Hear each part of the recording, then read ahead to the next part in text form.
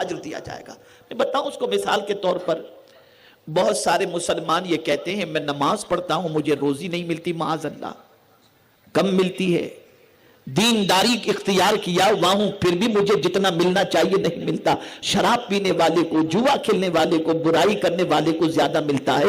اور زیادہ تر آپ دیکھیں گے, اب جو میں بات عرض کرنے جا رہا ہوں غور سے سنیے گا, زیادہ تر آپ دیکھیں گے آدمی جتنا زیادہ دیندار ہوتا ہے اتنی ہی زیادہ پریشانی میں گرفتار ہوتا ہے.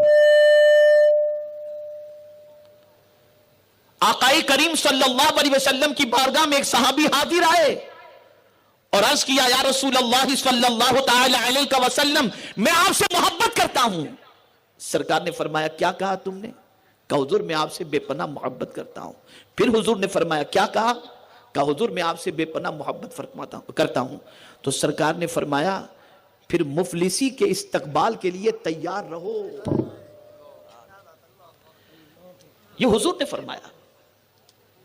اور جتنے بھی آپ دیندار دیکھیں گے اولیاء ہوں, اور سب سے زیادہ دین تو انبیاء کی زندگی سے چھلکتا ہے, لیکن خدا کی قسم سب سے زیادہ آزمائش اور ابتلا کے اندر اگر کوئی رہا ہے تو وہ انبیاء کی جماعت رہی ہے. انبیاء کی جماعت رہی ہے. جس مولا علی کرم اللہ تعالی وجہہ الکریم کے نام سے ہم اپنی مشکلوں کو دور کرتے ہیں اور کہتے ہیں مولا علی مشکل کشا, لیکن آپ اگر صحابہ کی زندگی کا مطالعہ کریں تو صحابہ میں سب سے زیادہ مشکل میں مولا علی ہی تھے. جن کے نام سے مشکلیں ٹلتی ہیں وہ سب سے زیادہ. لیکن کوئی یہ نہ سمجھے کہ دیندار پر اگر کوئی مصیبت آتی ہے تو اس کے گناہ کی وجہ سے, یہ اولیاء کی بات کر رہا ہوں, نہیں, اس لیے کہ قرآن نے کہا تم کو تمہارا اجر مکمل دیا جائے گا. اب ان کی شان محدثین فرماتے ہیں, مفسرین فرماتے ہیں کہ جنت میں ایک درخت ہے جس کا نام ہے شجرۃ البلوا. اس درخت کے نیچے جو دنیا میں دیندار تھے اور مصیبت میں گرفتار تھے ان کو وہاں پر رکھا جائے گا اور ان پر انعام و اکرام کی بارشیں ہو رہی ہوں گی, اللہ کی نعمتوں کی بارشیں ہو رہی ہوں گی. جب پوچھا جائے گا کہ ان کی کون سی نیکیاں ایسی ہیں جس وجہ سے ان پر اتنا انعام و اکرام ہو رہا ہے, تو جواب ملے گا یہ وہ بندے ہیں جو دنیا میں مصیبت میں گرفتار تھے اور اس مصیبت پر وہ شور مچانے کی بجائے ہمارے فیصلے پر راضی تھے اور صبر کہتے تھے. آج ان کا مکمل اجر ان کو دیا جا رہا ہے. اسی لیے قرآن نے صبر ہی کا اجر بتایا, اور جب صبر کا اجر بتایا تو لمیٹیڈ نہیں انلیمیٹیڈ بتایا اور کہا انما یوفی الصابرون اجرہم بغیر حساب, کہ بے شک صبر کرنے والے کو بے حساب بدلہ ملے گا. تو قیامت اس لیے ہے تاکہ ہر ایک کو مکمل اجر دیا جائے, یہاں تک کہ اگر کسی کو راستہ بھی کسی نے دکھایا تو اس کا بھی اجر ضائع نہیں ہوگا, اس کا بھی اجر اللہ قیامت کے دن عطا فرمائے گا. ایک بھی نیکی ایسی نہیں ہوگی جس کا بدلہ میرا مولا قیامت میں نہ عطا فرمائے گا.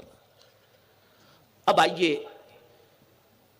قرآن مقدس کی آگے کی بات کی طرف. قرآن کہتا ہے فَمَنْ زُحْزِحَ عَنِ النَّارِ, جو جہنم سے بچا لیا گیا, وَأُدْخِلَ الْجَنَّةَ فَقَدْ فَازَ, اور جنت میں داخل کر دیا گیا بے شک وہ کامیاب ہو گیا. مجھے آج اسی پر گفتگو کرنی ہے کہ اصل کامیابی کیا ہے, تاکہ سوچ تھوڑی سی درست ہو جائے. تو قرآن کہتا ہے کہ اصل کامیابی یہ ہے کہ جہنم سے بچا لیے جاؤ. اصل کامیابی یہ ہے کہ جنت میں داخل کر دیے جاؤ. جب تک کہ تمہارا قدم جنت میں نہیں پڑ جاتا اپنے آپ کو کبھی کامیاب تصور نہ کرنا. میرے پیارے آقا صلی اللہ تعالی علیہ وسلم کے پیارے دیوانوں, اب آپ میں سے کوئی شخص یہ کہہ سکتا ہے کہ بھئی دنیا میں ایک بچہ جب اسکول کے اندر ایگزام میں پاس ہوتا ہے تو ہم کہتے ہیں ہمارا بچہ کامیاب ہو گیا, الیکشن کے اندر کوئی کینڈیڈیٹ جیتتا ہے تو کہتے ہیں یہ کامیاب ہو گیا, مقابلے کے اندر کوئی جیتتا ہے تو ہم کہتے ہیں یہ کامیاب ہو گیا. لیکن میرے پیارے آقا صلی اللہ علیہ وسلم کے پیارے دیوانوں, یہ ساری کامیابیوں کا معاملہ یہ ہے کہ یہ لمحاتی کامیابی ہیں. آپ اگر اسی سرزمین پر دیکھیں, اسی ملک میں دیکھیں تو آپ کو پتا چلے گا کل تک جو وزیر اعظم تھے آج پتا نہیں وہ کہاں ہیں، کل تک جو وزیر اعلیٰ تھے وہ پتا نہیں کہاں ہیں، کل تک جو چیف منسٹر تھے وہ کہاں ہیں پتا نہیں. پتا چلا آج کی سچویشن یہ ہے کہ کسی کو تاج پرماننٹ نہیں ملتا، بلکہ تاج چند دنوں کے لیے ملتا ہے، پھر اتر جاتا ہے، پھر اتار دیا جاتا ہے. کل تک جو باڈی گارڈ کے درمیان زندگی گزارتے تھے آج ان کے ساتھ کوئی دوسرا نظر نہیں آتا، تنہا گلیوں میں گھومتے نظر آتے ہیں. کل تک بزنس میں جو کامیاب تھے ایسے بہت سارے لوگ زمین کے اوپر بیٹھتے ہوئے نظر آئیں گے، اور کاروباری دیوالیے پن کی وجہ سے وہ کامیابی سے ناکامی کے مسافر بنتے نظر آئیں گے. ایسے ہی امتحان میں بہت سارے کامیاب ہونے والے بچے آگے چل کر کے ناکامی کا منہ دیکھتے نظر آئیں گے. دنیا کی کوئی بھی کامیابی پرماننٹ نہیں ہے، لیکن جنت ایسی جگہ ہے کہ جہاں ایک مرتبہ داخل کر دیا جائے گا تو وہاں سے پھر نکالا نہیں جائے گا. وہاں ملنے والا تاج ایسا تاج ہے جو ہمیشہ کے لیے اس کے سر پر سجا رہے گا. تو اصل کامیابی دنیا کی نہیں ہے، اصل کامیابی جنت کی ہے، آخرت کی کامیابی ہے. اور صحابہ اسی کامیابی کے لیے پوری زندگی گزارتے تھے. اس فانی دنیا کے لیے انہوں نے کچھ نہیں کیا. ہم لوگوں کو اگر کہیں سفر کرنا ہو، بلکہ میں ایک چھوٹی سی بات آپ سب کی سمجھ میں آئے اس طرح سے عرض کروں، اگر آپ کو دوسری جگہ اپنا گھر منتقل کرنا ہے، یعنی آپ جہاں رہ رہے ہیں وہاں سے آپ دوسرے گھر میں رہنے کے لیے جانا چاہتے ہیں، تو پورا دن بلکہ کئی دن لگیں گے آپ کے گھر کے سامان کو ٹرانسفر کرنے کے اندر. ایک دن کبڈ جا رہا ہے، ایک دن فرنیچر جا رہا ہے، ایک دن بیگ جا رہی ہیں، ایک دن صوفے جا رہے ہیں، یہ ساری چیزیں جا رہی ہیں. تو ٹرانسفر میں اتنا وقت لگے گا اس لیے کہ سامان ہم نے اتنا جمع کر رکھا ہے. لیکن اللہ والے تو ایک ملک سے دوسرے ملک منتقل ہوتے تو ایک چھوٹی سی اٹیچی کے علاوہ کچھ نہیں ہوتا تھا. وجہ کیا تھی؟ کیا وہ غریب تھے؟ توجہ چاہوں گا، غریب تھے نہیں، بہت مالدار تھے. وہ جانتے تھے کہ یہ ساری چیزیں یہاں رہ جائیں گی، جو چیز ساتھ چلنے والی ہے وہ اعمال ہیں. تو ان کے پاس اعمال کا اتنا خزانہ ہوتا کہ وہ جب اس دنیا سے جاتے تو ساری دنیا ان کو یاد کر کے رویا کرتی تھی اور یہ کہتی تھی کہ کتنے اچھے انسان اس دنیا سے گئے، اور گئے تو نیکیوں کا خزانہ اپنے ساتھ لے کر کے گئے ہیں. میرے پیارے آقا صلی اللہ تعالی علیہ وسلم کے پیارے دیوانوں، جانا تو سب کو ہے، کوئی پرماننٹ رہنے کے لیے نہیں آیا، مستقل رہنے نہیں آیا. لیکن یہ فلسفہ ذہن میں رکھو، جہنم سے بچا لیے گئے اور جنت میں داخل کر دیے گئے تو قرآن کہتا ہے کہ بے شک وہ بندہ کامیاب ہو گیا، بے شک وہ بندہ. اب ہم وہ کیا چیز کریں جس سے ہماری موت بھی آسان ہو اور اللہ عز و جل اپنے فضل و کرم سے جنت کا حقدار بھی بنا دے اور جہنم سے بھی بچا دے. تو حضور صلی اللہ علیہ وسلم نے جہنم سے بچنے کے لیے نسخے عطا فرمائے. ان میں سے ایک نسخہ یہ ہے، ام المؤمنین حضرت عائشہ صدیقہ رضی اللہ تعالی عنہا سے میرے آقا صلی اللہ علیہ وسلم نے ارشاد فرمایا، اے عائشہ، تم سے ہو سکے تو کھجور کی ایک گٹھلی ہی صدقہ کر کے جہنم سے بچنے کا اہتمام کرو. یعنی اگر کوئی شخص صدقہ کرتا ہے تو اللہ رب العزت جل جلالہ صدقے کی وجہ سے بری موت سے بھی بچا لیتا ہے اور جہنم سے بھی بچا لیا کرتا ہے. صدقہ ایسا عمل ہے، اور یہی وجہ ہے کہ اللہ والوں کی زندگی اٹھا کر دیکھو تو اللہ والا کہتے ہی اسے ہیں جو اللہ کے نام پر لٹانے والا ہو. قرآن مقدس میں رب قدیر جل جلالہ نے فرمایا، ذالک الکتاب لا ریب فیہ ھدی للمتقین الذین یؤمنون بالغیب ویقیمون الصلاۃ ومما رزقناہم ینفقون. متقین وہ ہیں جن کو ہم نے روزی دی تو وہ ہمارے نام پر لٹاتے ہیں. یہ متقین ہیں، یہ اللہ والے ہیں. یہ ہم جو ڈر جاتے ہیں چھوٹی چھوٹی چیزوں سے، چھوٹے چھوٹے معاملے سے، چوہے سے ڈر جاتے ہیں، کتے بلی سے ڈر جاتے ہیں، اور اللہ والے شیروں سے نہیں ڈرتے تھے. مجھے یاد ہے وہ واقعہ کہ ایک جلیل القدر صحابی جب افریقہ کی سرزمین پر پہنچے اور وہاں کے لوگوں کو انہوں نے آغوش اسلام میں قدم رکھنے پر آمادہ کیا اور لوگ مسلمان ہوئے، تو ایک علاقے میں لوگ مسلمان ہوتے اور پھر اس علاقے سے وہ دوسری طرف جاتے تو پھر ان کا ایمان تھوڑا سا کمزور ہو جاتا، لوگ ورغلاتے، ایمان کمزور ہو جاتا۔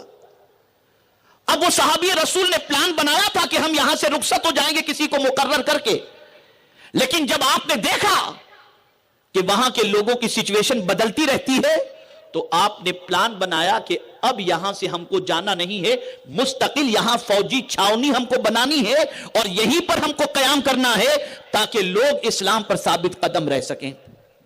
توجہ چاہوں گا، اب جب مستقل قیام کی بات آئی تو کہاں چھاونی لگائی جائے اور صحابہ کہاں رکیں، تابعین کہاں رکیں، یہ بات سامنے آئی۔ تو وہ صحابی فرماتے ہیں کہ فلاں جو جنگل ہے اس جنگل کے اندر ہم پڑاؤ ڈالیں گے۔ بس اتنا سننا تھا کہ تابعین نے عرض کیا کہ حضور آپ کیا فرما رہے ہیں، وہ تو شیروں کی جگہ ہے، وہ تو درندوں کی جگہ ہے، اس جنگل کے اندر تو جانور رہتے ہیں، ایک رات بھی ہمارے لیے گزارنا مشکل ہے، اس لیے کہ جانور ہمیں پھاڑ کھائیں گے اور ہم وہاں نہیں رہ سکتے۔ اب وہ صحابی رسول فرماتے نہیں رہنا ہے تو یہی رہنا ہے اور یہ میرا فیصلہ ہے۔ اب سارے تابعین نے اپنے صحابی کے فیصلے پر عمل کرنے کا ارادہ کر لیا، لیکن ایک تابعی نے عرض کیا کہ حضور ہماری جان کو خطرہ ہے، اس کے باوجود بھی ایسے جنگل میں آپ رہنے کی بات کر رہے ہیں جہاں پر درندے ہیں، شیر ہیں، کیڑے مکوڑے ہیں، اگر ہمیں وہ اذیت پہنچائیں تو پھر اس کا کیا علاج ہے؟ کچھ علاج بھی آپ نے کیا ہے؟ کہا ہاں۔ اب جواب سنیے آپ۔ کہا ہاں۔ کہا کیا علاج ہے؟ کہا فکر مت کرو، وقت پر ہم بتائیں گے، جب تمہارا ارادہ پختہ ہو چکا ہے تو اب تم دیکھو۔ اور پھر وہاں پر کھڑے ہو کر جنگل میں انہوں نے خطاب کیا، تابعین سے نہیں، جنگل کے جانوروں سے خطاب کیا، اور جانوروں کو خطاب کرتے ہوئے فرمایا اے جنگل میں بسنے والے جانوروں، ہم نبی کے غلام ہیں، ہمارے لیے جنگل خالی کر دو تاکہ یہاں رہ کر کے ہم اسلام کو پھیلائیں۔ تھوڑی دیر گزری تھی کہ شیر گردن جھکائے جنگل سے جا رہے ہیں، چرین جنگل سے جا رہے ہیں، پرین جنگل سے جا رہے ہیں، اور وہ جنگل خالی ہوتا نظر آ رہا ہے، اور 40 سال تک اس جنگل کے اندر اللہ کے رسول کے غلاموں نے پڑاؤ ڈالے رکھا۔ پتہ یہ چلا جو اللہ سے ڈرتا ہے کائنات اس کے کنٹرول میں کر دی جاتی ہے۔ یہ غلامان رسول کی شان تھی۔ اسی علامہ عبد المصطفیٰ اعظمی صاحب علیہ الرحمہ نے اپنی کتاب میں اس واقعے کو نقل کیا ہے۔ ہم کیوں ڈر رہے ہیں؟ وجہ یہ کہ ایمان کمزور ہے، مال سے محبت ہے، موت کا خوف نکل گیا، موت سے نفرت ہو گئی۔ اے رسول گرامی وقار صلی اللہ تعالی علیہ وسلم کے پیارے دیوانوں، رسول اعظم صلی اللہ تعالی علیہ وسلم نے بڑی پیاری بات ارشاد فرمائی، اور یہ بات اچھی طریقے سے ذہن میں رکھیں۔ بہت سارے مسلمان نا امیدی کے شکار ہوتے ہیں، بہت سارے مسلمان افسردگی کے شکار ہوتے ہیں، بہت سارے مسلمان اللہ سے بدگمان ہوتے ہیں اور یہ سوچتے ہیں کہ پتہ نہیں مرنے کے بعد ہمارے ساتھ کیا سلوک ہو، پتہ نہیں اللہ عز و جل ہمارے ساتھ کیا فیصلہ فرمائے۔ تو یاد رکھیں میرے پیارے آقا صلی اللہ تعالی علیہ وسلم کے پیارے دیوانوں، اللہ عز و جل کی بارگاہ میں سچی توبہ کی عادت اپنائیں، اللہ کی بارگاہ میں گناہوں سے معافی مانگا کریں، اور یاد رکھو میرے پیارے آقا صلی اللہ تعالی علیہ وسلم کے پیارے دیوانوں، اللہ سے اچھی امید رکھیں۔ ہم اور آپ اللہ کے بندے ہیں، اللہ اپنے بندوں سے محبت فرماتا ہے۔ اللہ اکبر، طبرانی میں موجود ہے، حضرت معاذ بن جبل رضی اللہ تعالی عنہ سے رسول اعظم صلی اللہ علیہ وسلم نے فرمایا اے معاذ اگر تم چاہو تو میں بتاؤں؟ عرض کرتے ہیں یا رسول اللہ صلی اللہ علیہ وسلم ضرور ارشاد فرمائیں۔ سرکار صلی اللہ علیہ وسلم نے فرمایا جانتے ہو معاذ، کل بروز قیامت اللہ سب سے پہلے اپنے مومن بندوں سے کیا سوال کرے گا؟ عرض کرتے ہیں حضور بہتر جانتے ہیں، اللہ بہتر جانتا ہے۔ سرکار صلی اللہ علیہ وسلم نے فرمایا مولا قیامت میں اپنے بندوں سے، مومن بندوں سے پہلا سوال یہ کرے گا کیا تم میری ملاقات کو پسند کرتے تھے؟ کیا ظاہر سی بات ہے کہ مرنے کے بعد رب سے مومنوں کی ملاقات ہوگی، تو بندوں سے پوچھا جائے گا اے میرے بندوں کیا تم میری ملاقات کو پسند کرتے تھے؟ بندے کہیں گے ہاں مولا ہم تیری ملاقات کو پسند کرتے تھے۔ تو میرا مولا فرمائے گا کیوں؟ وہ ارشاد فرمائے گا کیوں؟ تو بندے عرض کریں گے مولا ہم نے سنا تھا کہ تو معاف کرنے والا ہے، تو بہت بخشنے والا ہے، اس لیے تیری ملاقات کو ہم پسند کرتے تھے۔ میرے پروردگار کی رحمت کو جوش آئے گا اور ارشاد فرمائے گا اے مجھ سے اچھا گمان کرنے والو، اب تو تمہاری مغفرت میرے لیے واجب ہو گئی، جاؤ میں نے تم کو معاف کر دیا۔ تو اے رسول گرامی وقار صلی اللہ تعالی علیہ وسلم کے پیارے دیوانوں، رب قدیر جل جلالہ سے اچھا گمان رکھو، اللہ عز و جل سے مغفرت کی امید رکھو۔ گناہ ہزار ہو چکے ہوں، برائیوں میں زندگی ہزار گزر چکی ہو، لیکن توبہ کا دروازہ کھلا ہے۔ سچے دل سے توبہ کر کے رب سے بھاگو نہیں۔ رب سے بھاگ کر کے کہاں جاؤ گے؟ اس کی بارگاہ سے جو مقرر فرشتہ، اس کی بارگاہ کا وہ فرشتہ جو روح قبض کرنے والا ہے، وقت مقررہ پر آئے گا اور روح قبض کر کے چلا جائے گا۔ بچ نہیں سکتے اور کوئی بچ نہیں سکتا۔ جب پلٹ کر اس کی بارگاہی میں جانا ہے، اسی کو منہ دکھانا ہے اور اس سے ملاقات ہونی ہے، تو دعا کریں کہ اللہ ملاقات اچھی کرا دے۔ اللہ اکبر۔ پیغمبر رحمت صلی اللہ تعالی علیہ وسلم نے جنت کے حوالے سے اور جہنم کے بچنے کے حوالے سے کتنے عظیم نسخے عطا فرمائے۔ آقا کریم صلی اللہ تعالی علیہ وسلم نے ارشاد فرمایا اگر کوئی شخص بیمار ہے، مریض ہے، اللہ اکبر، اور مرض کی حالت میں اگر 40 مرتبہ وہ دعا، وہ اسم اعظم جو حضرت یونس علیہ السلام نے پڑھے تھے، اور وہ دعا جو حضرت یونس نے پڑھی تھی، وہ کون سی دعا تھی؟ لا الہ الا انت سبحانک انی کنت من الظالمین۔ تو میرے آقا صلی اللہ علیہ وسلم فرماتے ہیں سخت بیماری کے عالم کے اندر اگر کوئی شخص 40 مرتبہ اس آیے کریمہ کو پڑھ لے اور اگر اس کی موت واقع ہو جاتی ہے تو اللہ اسے شہادت کا مرتبہ عطا فرماتا ہے، اور اگر اسے شفا نصیب ہو گئی تو اللہ اس کے گناہوں کو معاف فرما دیتا ہے۔ یہ میرے آقا کی طرف سے ارشاد گرامی